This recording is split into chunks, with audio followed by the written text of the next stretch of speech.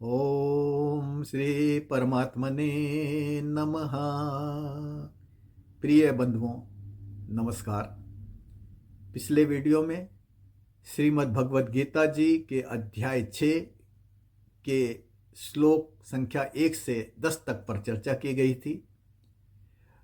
भगवान श्री कृष्ण ने उन श्लोकों में अर्जुन को योगी की स्थिति और उसके लक्षणों के बारे में बताया था। साधक को योग करते समय किन किन बातों का ध्यान रखना चाहिए तथा योगी के चित्त की स्थिति कैसी होती है, इन विषयों पर भगवान श्री कृष्ण ने अर्जुन को श्लोक संख्या 11 से 20 तक में बताया है। आइए हम चर्चा आरंभ करते हैं। श्लोक संख्या 11। शुचो देशे प्रतिष्ठाय स्थिरम् आसनम् आत्मनः नाते उत्सृतं नाते नीचम चैलाजीन कुसोत्तरम। हिंदी अनुवाद है, शुद्ध भूमि पर कुश मृगछाल और वस्त्र बिछाकर स्थापना करें, स्थिर आसन की अपने, जो ना अधिक ऊंचा हो ना अधिक नीचा हो। भगवान कहते हैं कि साधक को योग करने के लिए ऐसी भूमि का चयन करना चाहिए जो ना अधिक ऊंची हो और ना ही अधिक नीची हो। फिर उस भूमि को स्वच्छ और शुद्ध करके उस पर सबसे पहले कुश यानी घास बिछाएं, उस पर मृग की चरम छाल बिछाएं और फिर उस पर कपड़ा बिछाकर अपना आसन तैयार करें। योग के लिए ऐसे आसन के प्रयोग से साधक को उसकी योग साधना में व्यवधान कम होंगे और योग साधना प्रक्रिया में अर्जित हो रही ऊर्जा का क्षय भी नहीं होगा। उसकी ऊर्जा निम्नगामी न होकर ऊर्ध्वगामी होगी। आसन में कुश और मृग छाल का प्रयोग ऊर्जा को भूमिगत होने से रोकता है। यहां यह स्पष्ट रूप से जान लीजिए कि जिस मृग छाल का प्रयोग किया जाए वह स्वाभाविक रूप से, प्राकृतिक रूप से मृत्यु को प्राप्त हुए हिरण की ही होनी चाहिए। यदि वह चर्म किसी ऐसे हिरण का हो जिसे हिंसा करके मारा गया हो तो फिर योग आपका सफल नहीं होगा। श्लोक 12 में भगवान कहते हैं, तत्र एकाग्रम मनः कृत्वा यत चित्त इंद्रिय अक्रिया उपविश्यासने युंज्यात योगम आत्म विशुद्धिये। हिंदी अनुवाद है, फिर मन एकाग्र करके और चित्त इंद्रियों को वश में करते हुए आसन पर बैठकर अभ्यास करें योग का आत्म शुद्धि के लिए। भगवान कहते हैं कि आसन तैयार करने के पश्चात उस पर बैठकर अपने मन को एकाग्र करते हुए और इंद्रियों को वश में रखते हुए आत्म शुद्धि के लिए योग का अभ्यास करें। यह स्पष्ट रूप से जान लें कि साधक का योग करने का उद्देश्य केवल और केवल आत्म शुद्धि ही होना चाहिए, यानी अपने अंतकरण को निर्मल और शुद्ध करना। निर्मल और शुद्ध अंतकरण में ही परमात्म प्राप्ति का बोध होता है। अगले श्लोक 13 में योग साधना के लिए किस प्रकार आसन पर बैठा जाए यह बताया गया है। श्लोक 13 में भगवान कहते हैं, समम काय शिरो ग्रीवम धारयन् अचलम स्थिरः समे प्रेक्ष्य नासिकाग्रम स्वम दिशानवलोक्य न। हिंदी अनुवाद है, काया, सिर और गले को सीधा कर अचलता धारण कर स्थिर बैठें, अन्य दिशाओं में ना देख कर अपनी नासिका के अग्रभाग को देखें। भगवान कहते हैं कि योग के लिए साधक अपनी काया यानी अपने धड़, गले और सिर को सीधा रखते हुए अचल होकर बैठ जाए, बिना हिले डुले बैठे अचल रहें और इधर उधर दिशाओं में ना देखते हुए अपनी नाक के अग्रभाग पर ही दृष्टि को स्थिर करें। यह अभ्यास बाहर के दृश्यों से साधक को के विचलित होने, भटकने या साधना में विघ्न पड़ने को रोकने के लिए होता है, अपनी इंद्रियों को बाह्य भोगों से बचाने और मन को नियंत्रित करने के लिए होता है। साधक आगे क्या करे, भगवान श्लोक 14 में कहते हैं, प्रशांतात्मा विगत भीर ब्रह्मचारी व्रते स्थिता मनाः संयम मच्चितो युक्त आसेत मत्परः। हिंदी अनुवाद है, शांत अंतकरण वाला, रहित और ब्रह्मचारी व्रत में स्थित होकर मन संयम करते हुए चित्त मुझ में लगाते हुए मेरे परायण होकर बैठे। भगवान कहते हैं कि योग करने वाला साधक अपने अंतकरण को शांत रखते हुए बिना किसी डर से, बिना किसी भय से ब्रह्मचर्य व्रत को धारण करते हुए अपने मन को संयम में रखते हुए अपने चित्त को मुझ में लगाते हुए मेरी प्राप्ति का ध्यान करें। मन के संयम होने का अर्थ है मन में किसी भी प्रकार की कामना, भोगों की इच्छा ना हो। साधक को इस क्रिया को अपनाने से और करने से क्या प्राप्त होगा, भगवान इसे श्लोक 15 में बताते हैं।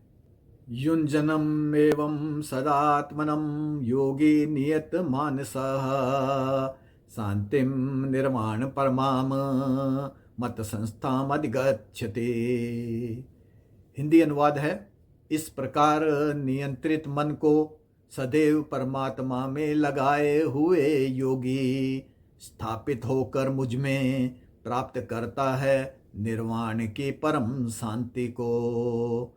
भगवान कह रहे हैं कि इस प्रकार अपने मन को संयमित करके नियंत्रण में रखकर सदैव या निरंतर परमात्मा का ध्यान लगाए।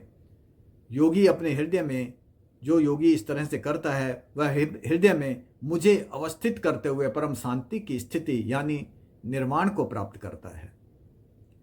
श्लोक 16 और 17 में भगवान अर्जुन को योग करने में ध्यान में रखने वाली सावधानियों के बारे में बता रहे हैं। श्लोक 16 में भगवान कहते हैं, नाति असनस्तस्तु योगो अस्ति न चेकांतमन अस्नतः न च अति स्वपनशीलस्य जागृतो न एव च अर्जुन। हिंदी अनुवाद है, योग नहीं है बहुत अधिक खाने वाले के लिए और न ही बिल्कुल न खाने वाले के लिए और ना ही बहुत अधिक सोने वाले के लिए, ना ही अधिक जागने वाले के लिए हे अर्जुन। भगवान कहते हैं, हे अर्जुन, योग उस व्यक्ति के लिए संभव नहीं है जो बहुत अधिक भोजन पाता है या बिल्कुल भी नहीं खाता है और बहुत अधिक सोता है या बहुत अधिक जागता है। यानी योगी को यथोचित मात्रा में भोजन और निद्रा का सेवन करना चाहिए। यह बात भगवान ने श्लोक 17 में कहा है। भगवान श्लोक 17 में कहते हैं, युक्त आहार विहारस्य युक्त चेष्टस्य कर्मसु युक्त स्वपन अवबोधस्य योगो भवति दुःखा। हिंदी अनुवाद है, यथोचित आहार विहार करने वाले, कर्मों में उचित चेष्टाएं करने वाले, यथोचित निद्रा लेने और जागने वाले का योग दुखों का नाश करता है। भगवान कहते हैं कि यथोचित आहार विहार करने वाले, यथोचित सोने और जागने वाले तथा अपने शास्त्र विहित कर्मों को करने की चेष्टाएं करने वाले साधक का योग उसके दुखों का नाश कर देता है। श्लोक 18 में भगवान कह रहे हैं, यदा विनियतं चित्तम आत्मनि एव अवतिष्ठते निःस्पृहा सर्वकामे भयो युक्त इति उच्यते तदा। हिंदी अनुवाद है, वश में किया हुआ चित्त जब अपने ही स्वरूप में स्थित हो जाता है, इच्छा रहित होता है सभी कामनाओं से, तो योगी है ऐसा कहा जाता है। भगवान कहते हैं कि जो व्यक्ति अपने चित्त को वश में करके सभी पदार्थों के भोगों की कामनाओं इच्छाओं से अपने को रहित कर लेता है अपने और आत्मस्वरूप में स्थित हो जाता है, उसे ही योगी कहा जाता है। योगी के चित्त की क्या दशा होती है, इस विषय में भगवान श्लोक 19 में वर्णन कर रहे हैं। यथा दीपो निवातस्तो न इंगते सोपमा स्मृता योगिनो यत चित्तस्य युञ्जतो योगम आत्मनः। हिंदी अनुवाद है, जैसे दीपक की लो चेष्टा रहित होकर स्थिर हो जाती है स्पंदन रहित वायु में, चित्त वश में करके योग करने वाले योगी के चित्त को वही उपमा दी गई है। जिस प्रकार हलचल रहित वायु, कोई हलचल नहीं होती, हवा रुकी हुई सी मालूम पड़ती है, हलचल रहित वायु की स्थिति में दीपक की लो इधर उधर भी नहीं हिलती, स्थिर होकर जलती रहती है और प्रकाश देती है। उसी प्रकार की उपमा योगी के चित्त को भी दी गई है। योगी का चित्त वश में होता है, सांसारिक भोगों के प्रति उसमें कोई आकर्षण नहीं होता, वह केवल भगवान की प्राप्ति के उद्देश्य को लेकर ही परमात्मा के ध्यान में एकाग्र होकर लगा रहता है। श्लोक 20 में भगवान कहते हैं, यत्रो परमते चित्तम निरुद्धम योग सेविया यत्र चैव आत्मनम पश्यन् आत्मनि तुष्यते। हिंदी अनुवाद इस प्रकार है, जब योगाभ्यास करने से चित्त निरुद्ध होकर उपराम हो जाता है तो स्वयं में अपने आप को देखकर स्वयं संतुष्ट हो जाता है। भगवान कहते हैं कि योग करने से योगी का चित्त निरुद्ध होकर उपराम हो जाता है। योगी का चित्त केवल और केवल भगवान का चिंतन करता है, भगवान का ही ध्यान करता है और इस प्रक्रिया में वह स्वयं में स्वयं को देखकर संतुष्ट हो जाता है। कोई अन्य कामना, किसी भोग की चाह उसमें नहीं रह जाती। भाव यह है कि जब योग से साधक का अंतःकरण शुद्ध और निर्मल हो जाता है तो चित्त में आत्मा का स्वरूप छवि ही प्रतिबिंबित होता है। चित्त और आत्मा एक रूप हो जाते हैं, कोई अंतर मालूम नहीं पड़ता। यही अपने को अपने में देखना कहा गया है। आज की चर्चा को हम यहीं विराम देते हैं। फिर मिलेंगे अध्याय 6 पर अगले वीडियो को लेकर। मेरा उन सभी बंधुओं से अनुरोध है जिन्होंने चैनल को सब्सक्राइब नहीं किया है, कृपया वीडियो के अंत में दर्शाए जा रहे चैनल के चिन्ह लोगो जो सालासर बालाजी के मुखारबिंद के रूप में है, या वीडियो के नीचे दिखाए जा रहे सब्सक्राइब और घंटी के बटन को टच करके चैनल को सब्सक्राइब कर दें, ताकि आपको आने वाले वीडियो का नोटिफिकेशन भी समय से प्राप्त होता रहे। बहुत बहुत धन्यवाद। नमस्कार।